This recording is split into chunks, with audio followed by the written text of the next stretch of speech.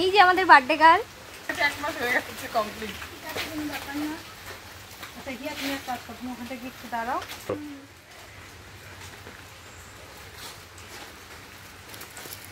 Countdown করো 1 2 3 করো। Happy birthday. Happy birthday Sujata, happy birthday.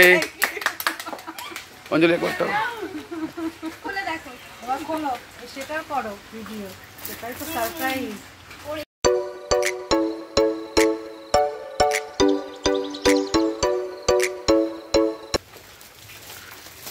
সব একসাথে বাবারে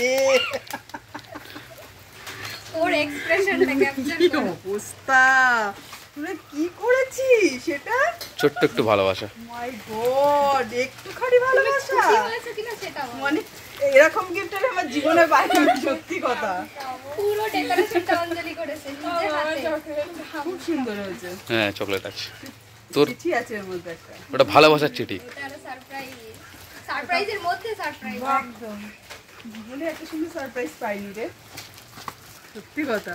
সাইডে কিছু তোর বলো, ভিডিওতে কিছু বলো, দাঁড়া একটু একটু দূরে যাও।